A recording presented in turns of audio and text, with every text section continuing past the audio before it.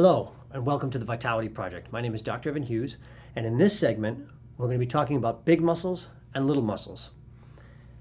To use a big scientific term, the agonist, or the prime mover, is the major muscle that's used in an action. So for example, if I were doing push-ups, the major prime mover is the pectoralis major, or your chest.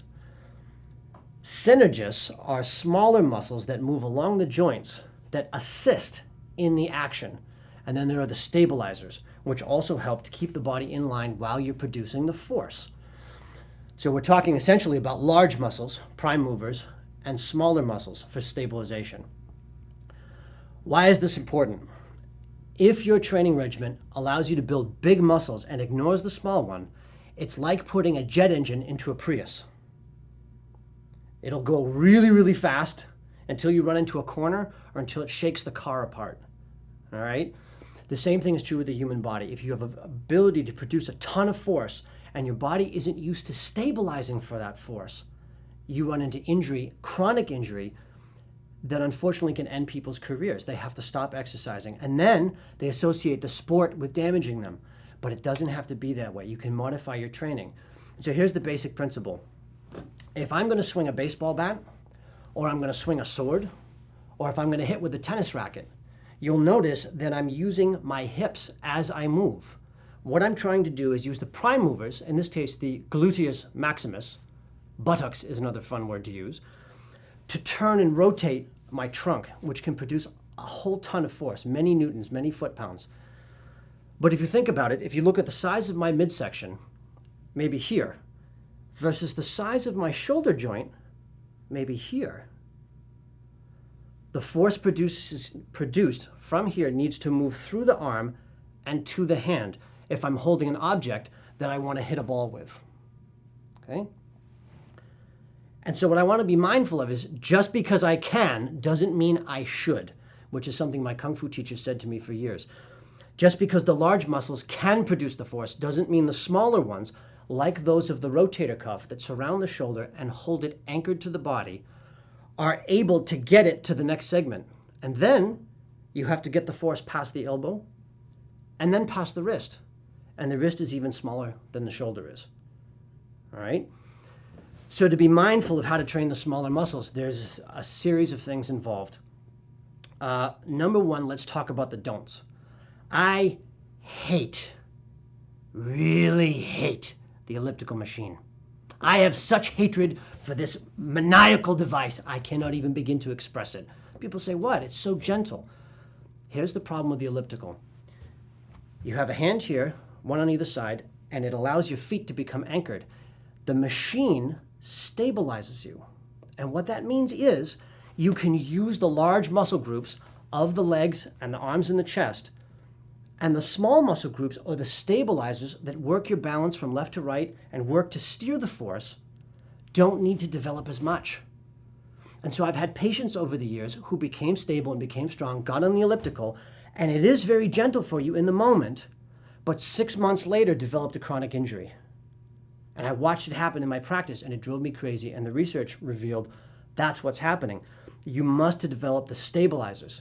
In the case of the elliptical, if you're absolutely attached to your elliptical machine because you paid a lot of money for it or because you love it, you want to do balance exercises. Standing either simply, there's a yoga move called the tree pose that requires you can feel the wobbling back and forth as you work.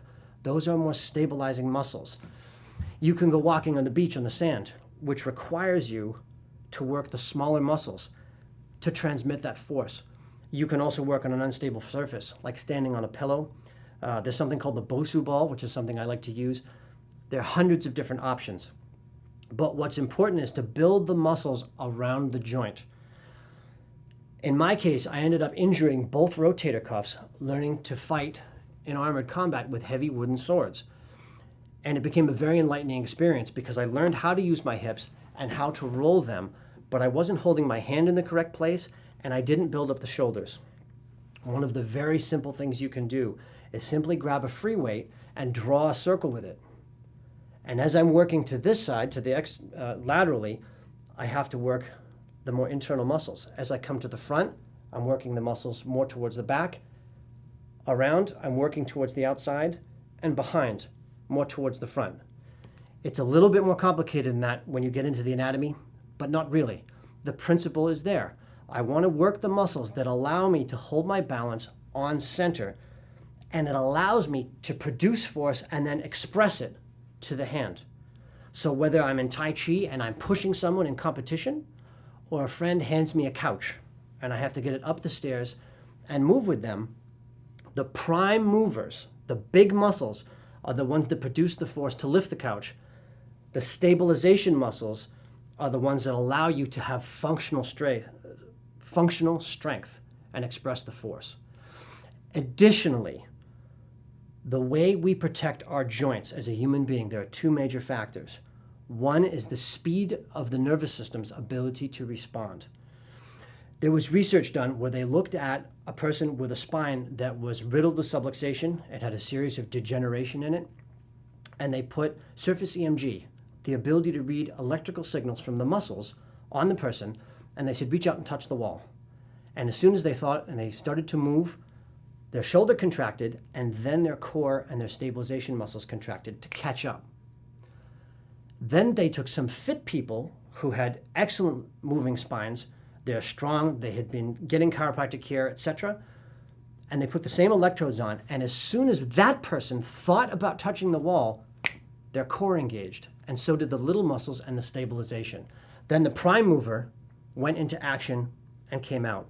And so what they determined was that a major part is the speed of the nervous system to get those small muscles going. Just like you're standing on one foot. If you're quick enough, there's just a little bit of shake. If you're slower, it's bigger shaking. It's more trauma to the body. It's more for it to deal with. The second one is stamina of the small muscles. And what that means is the small muscles don't need to produce quick force, but they have to be ready at all times to catch and stabilize and steer the force produced by the large muscle groups when you're taking action, right? You want to work to the weaker muscle groups. It is absolutely fun to produce a lot of strength, throw the ball as far as you can, to hit the heavy bag as hard as you can, and to practice those ways. And it's good to do that in small doses, in the right amount. But you have to make sure to do circles, to work your balance, to work the weaker areas of the body and those parts of you that stabilize, like your core. It will help protect your joints in the long term, and in all athletic endeavors, it will make you stronger than your size would appear. I've had many experiences in competing against individuals who had chests that looked like a refrigerator. These men were huge, and they're stronger than I am in terms of their ability to lift weight. But when we came time to wrestle or to compete in the armor, I was actually able to have more functional strength than them because I was able to utilize more of what my body could create because the stabilizing muscles were ready to bring it out. Thank you for watching our segment on big muscles and little muscles. My name is Dr. Evan Hughes, and this is the Vitality Project.